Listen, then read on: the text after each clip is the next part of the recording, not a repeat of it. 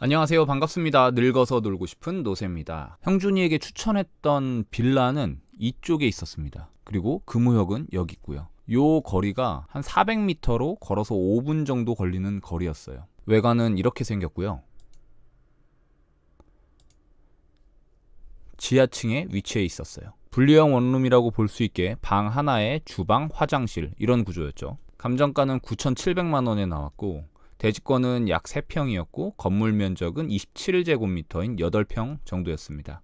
제가 여기를 좋게 본 이유는 이쪽에 금남시장이 있는데 1949년도부터 이어지는 시장인데 굉장히 오래됐기 때문에 주변 환경이 좀 지저분한 편입니다. 이런 금남시장이 개발 계획이 잡혀있는 상태였고 앞으로 이런 식으로 개발이 될 예정입니다. 이 금남시장은 2001년 지구단위 계획 수립 이후 지지부진하다가 성동구는 2021년 1월 28일 지구단위 계획을 결정 고시하게 됐습니다. 물론 언제가 될지는 모르겠지만 진행은 된다는 얘기죠. 여기까지 개발이 되는 거고 바로 옆에 있는 이런 부지였기 때문에 시간이 지나면서 개발 압력을 받고 언젠가는 개발이 될 듯한 그런 토지라고 생각이 됐었죠. 경매가 열리는 당일 오전 8시쯤에 물건 현장에 방문을 했고 초인종을 눌렀고 세입자가 응답을 했습니다.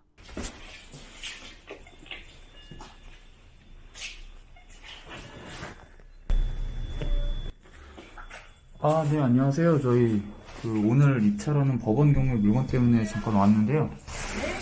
경매 오늘 응찰 좀 해보려고 집을 내부를 좀 볼 수 있을까 해서. 네. 혹시 이 물이 어디서 나오는지 좀 알 수 있을까요?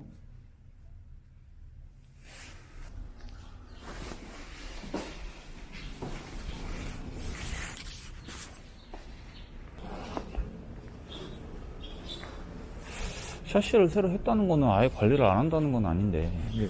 그치? 물의 원인을 파악하면 좋을 것 같은데. 추워서 파손 물이 뭐지? 그걸 물어보고 싶은데. 일단 저기 앞에 가보니까 국수집 있더라. 국수 좀 먹고 가자.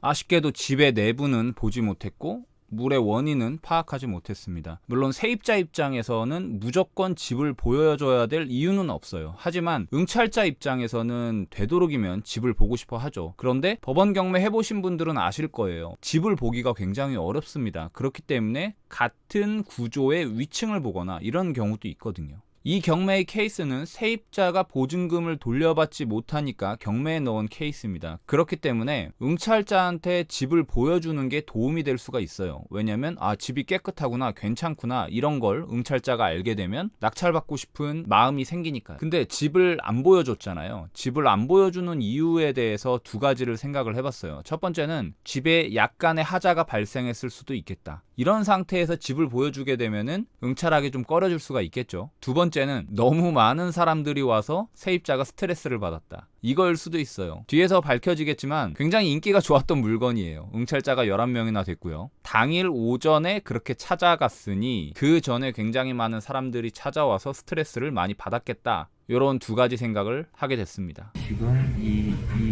삼각형을 기준으로 이 정도 사이즈로 민다는 거고 저희 거는 지금 여기 있지 않습니까?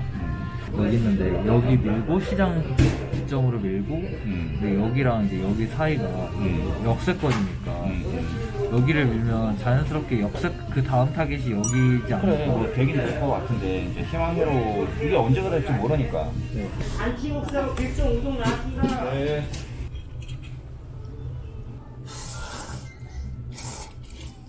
내부를 못 본 게 조금 아쉽네. 그러게. 원래 경매 나온 물건 내부 보기가 쉽지 않아. 근데 쟤는 비협조 중인 이유가 없거든. 그니까 자기가 낸 지금 지금 7천만 원 자기가 경매한 건데. 경매 자기가 낙찰되면 자기도 좋거든.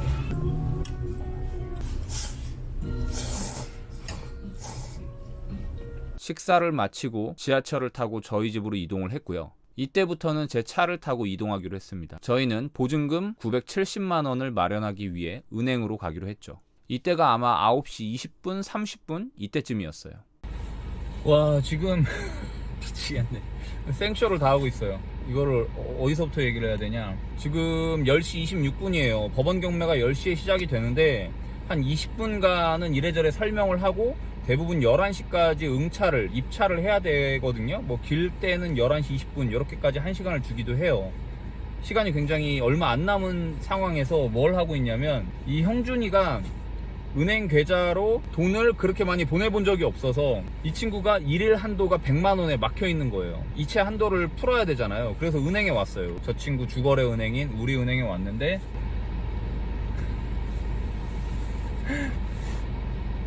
야 씨, 미치겠다.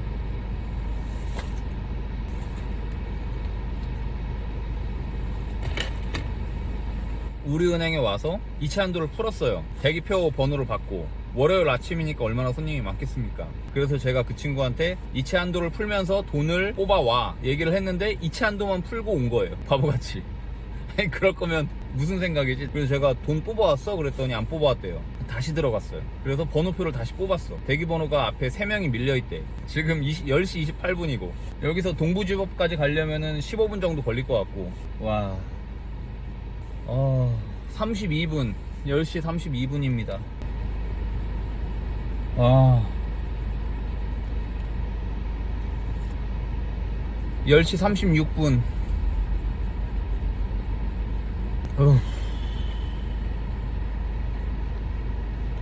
10시 40분입니다. 뭔가 지금은 되게 초연해진 것 같아. 아까는 왜 안 되지? 엄청 다급했는데 지금은 안 되면 어쩔 수 없지 뭐 이런 느낌. 지금 오네요.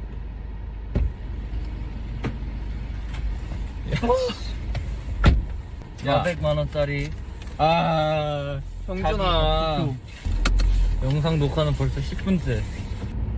1720만 적으면 되겠지? 지금 그게 적을 수 있는 시간이 있을라나 모르겠다. 제발 11시까지 아니기를 빌어야지. 좀 빨리 가자.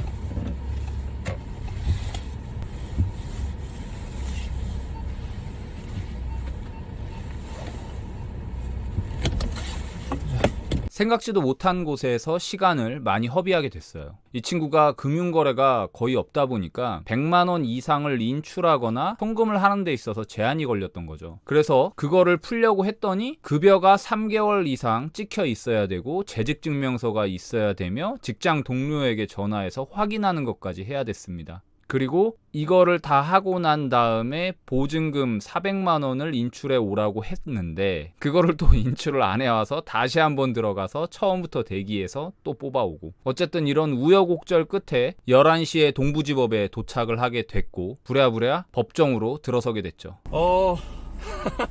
11명이 응차를 했고 감정평가 금액이 9,700만 원이었는데 이 친구는 9,720만 원을 적었어요. 근데 최고가 매수인은 1억 3,800만 원에 낙찰이 됐고 차순위가 1억 3,200만 원에 낙찰이 됐습니다. 역시나 좋은 거는 알고 있었죠. 어때?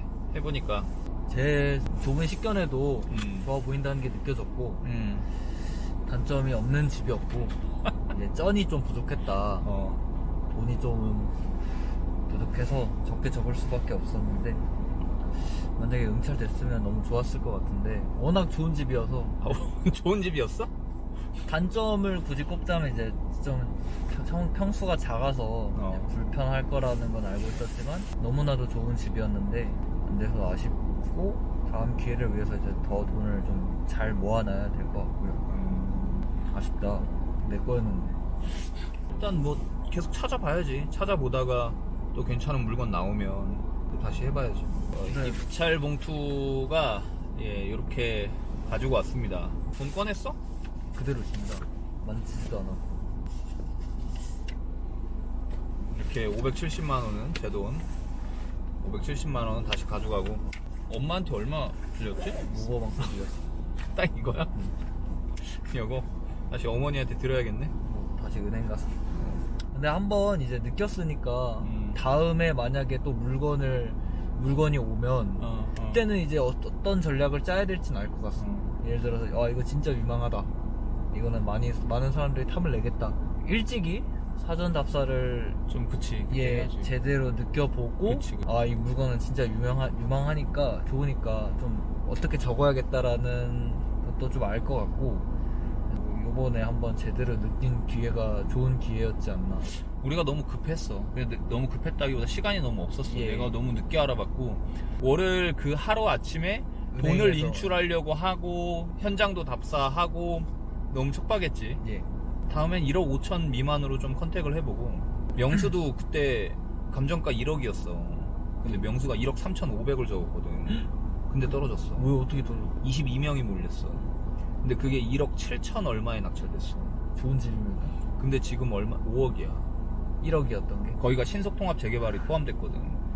지금 재개발 1년 6개월 만에. 이번 편은 이렇게 마무리가 되지만 앞으로 계속 저는 형준이가 할 수 있는 물건을 서칭을 할 거고, 형준이도 의지가 좀 강해요. 집을 사겠다는.